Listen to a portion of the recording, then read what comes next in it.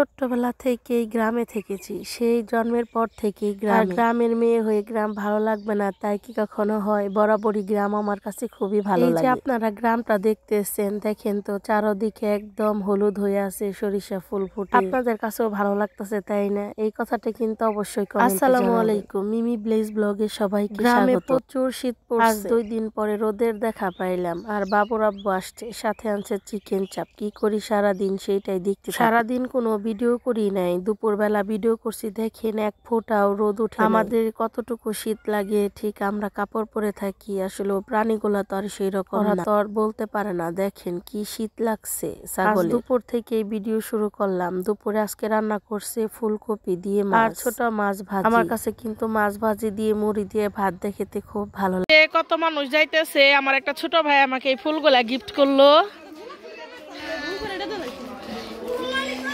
এই যে আরেকজন আমার এক ভাস্তি আমাকে গোলাপ ফুল দেখাইতেছে, কিন্তু দিব না, যা না দিলি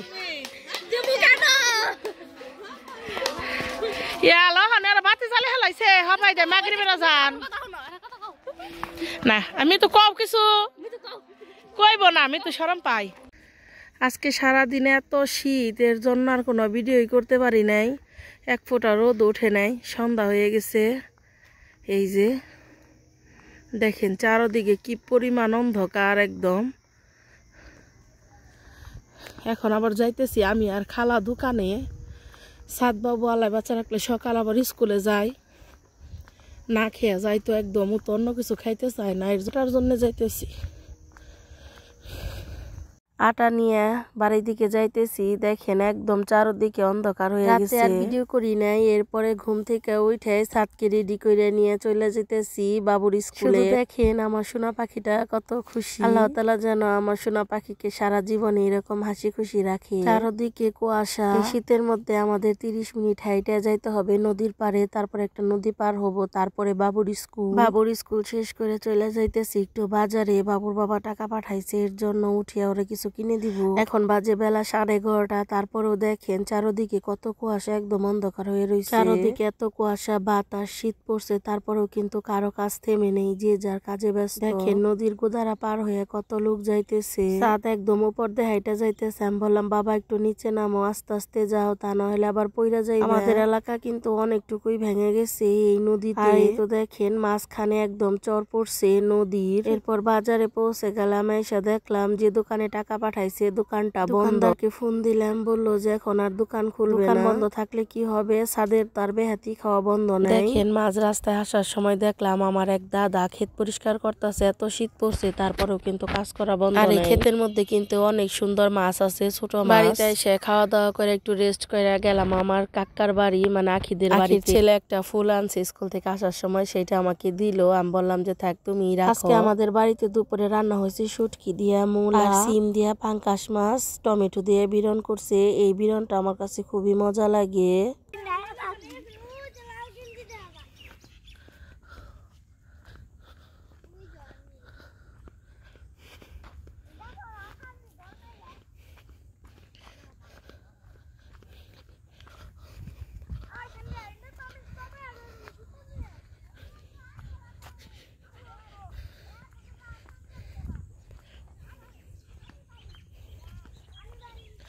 বাজ হলো 3টা।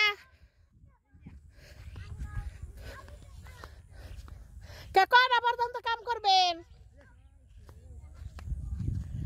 3:30। 3:30 বাজতে দেরি আছে। কয়টা ছাগল আপনি গো? বাবারে পেট ভরছে গো, একবারে টাপটা ভাগে খাইছে। এই যে ঘাটি বুনছে, এগুলা গরু খায়, এর জন্য বুনছে। আমাদের গ্রামের অনেক মানুষ এগুলা বুনে, আমাদেরও বুনছে। তো ওই তো দূরে আমাদের ছাগল বান্ধা দিছি, ওই ছাগলের জন্য যাইতেছি এখন চকে।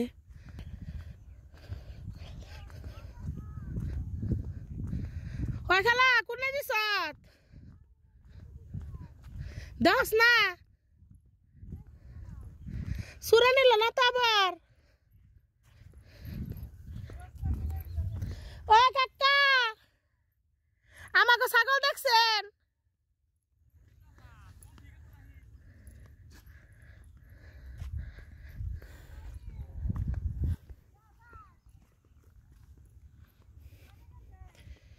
কে তুই না বলে ভ্যান দিস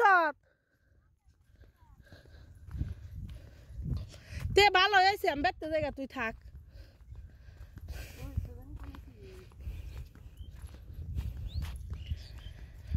আপনি করে যাবেন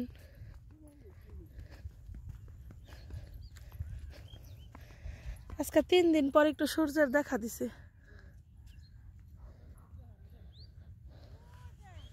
কো এত দূরে নিয়ে আয় জান যাবো জান কোন পাড়া যাবেন আপনি সুতানুরি ও নেই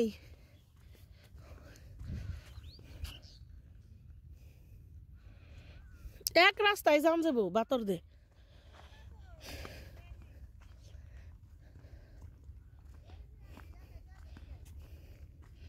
একাই যাইব না বাড়ি চিনব না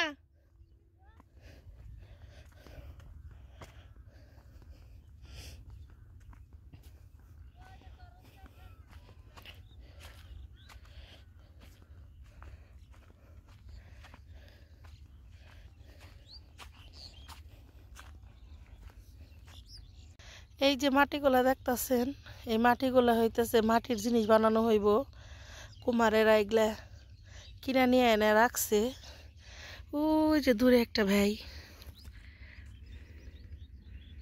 কৃষ্ণ ভাই মাটি নিতেছে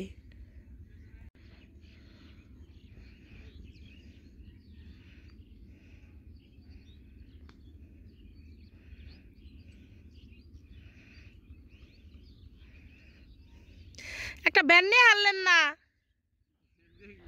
ব্যান দেয় নিতেন মাথায় করে নিয়ে কষ্ট না ও ওজন দা এখন সমানই করছে ও আরেকজন নাকে থাকলে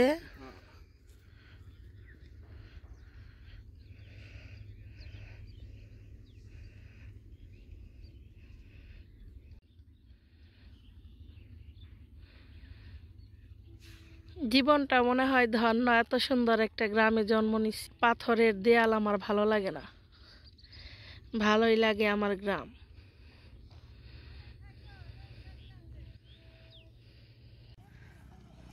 কও এই কাঁচা রাস্তা দিয়ে এত জোরে কেউ হুন্ডা চালাই কও দেখ কেমনে যাই হ্যাঁ কি জোরে চালাইছে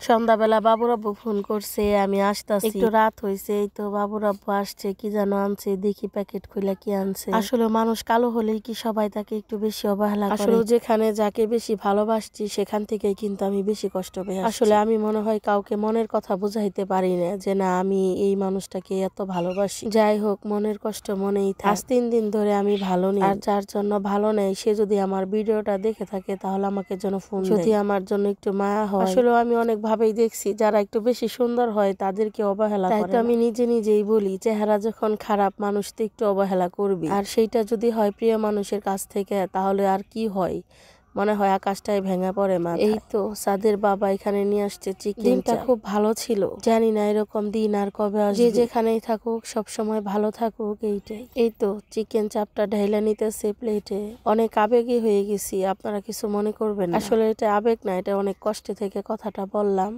সাথে আনছিল তন্দুর রুটি খেতে খুব ভালো ছিল সামনে এই রেসিপিটা আমি করব কিভাবে করি আপনারা সম্পূর্ণ ভিডিওটি দেখবেন আর হ্যাঁ আমার ভিডিও যদি আপনাদের ভালো লেগে থাকে তাহলে প্লিজ আমার চ্যানেলটিকে সাবস্ক্রাইব করবেন এবং পাশে থাকা বেল আইকনটি ক্লিক করবেন সবার আগে নোটিফিকেশন পেতে এই তো চিকেন চাপ খাওয়া শেষ বাবুর আব্বু বলতেছে যা রান্না করছো বাড়িতে তাই দাও আমি তো মাঝে মাঝে চিকেন চাপ খাই সন্ধ্যাবেলা গরম গরম ভাত রান্না করছিল আর মা বাবুর আব্বুকে তাই খাইতে দিল আজকে ভিডিওটা আর বেশি বাড়াবো না সবাই ভালো থাকবেন সুস্থ থাকবেন আল্লাহ হাফেজ।